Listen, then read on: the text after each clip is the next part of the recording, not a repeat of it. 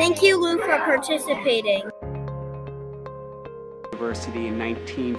He faced many challenges. As you may or may not know, his generation went through the Depression, so it was very hard. His unit was a frontline unit, and they were in charge of getting supplies to the whole company. So he actually worked and managed 8 to 10 mules, I believe. And these mules were loaded with all manner of supplies for the soldiers in the outfit. And they did a lot of mountain climbing. They were climbing up and down the mountains of central Italy and northern Italy, pursuing the Germans. So the challenge really was the physical activity, the day-to-day physical activity that he had to do in walking and hiking up mountains and then sleeping outside, all the while they were, facing the Germans and frequent artillery barrages. I would say his bravery came from within. It was a very tough time, and everybody was trying to contribute, and was something that he had to work on every day, and just do his job well of itself.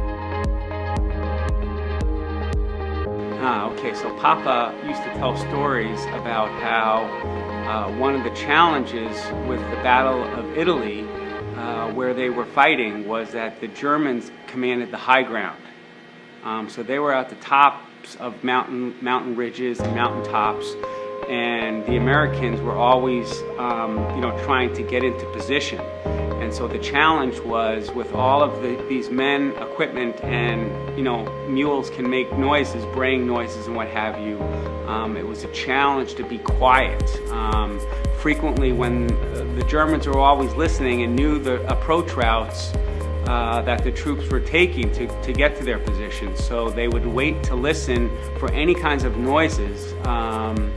And in one instance in particular, German artillery came down and killed and wounded a number of men in the outfit. He served with Senator Bob Dole, and it was with him when he was injured. So it was a constant struggle. What inspired him? I think, my father was an immigrant. He immigrated over and earned his citizenship during World War I. And my grandmother and my father had to stay in Italy, and he didn't come over until he was 8 years old. At that time, grandfather had earned his citizenship and was then able to bring over his wife, my grandmother, and my papa, who was only 8 years old at the time. So they took a ship over and came through Ellis Island, and he was very proud to become an American citizen, and the family took it very seriously. So he had a deep pride, and just wanted to do his job and give back to the country. How did he get along with the other veterans? Oh, he had a good relationship. It was funny, he did not talk a lot about his service. When we were kids, we used to ask him about what was like life in the military, and he really, like as in many of this generation, did not talk about it. And it came, we got a lot of our information from him in his final years. He opened up a little bit more, but I know that he was close with many of the men in his outfit at the time, and then in his later years, when he was living in his retirement home, he had made very strong friendships with fellow veterans. They were probably some of his closest friends during his final years.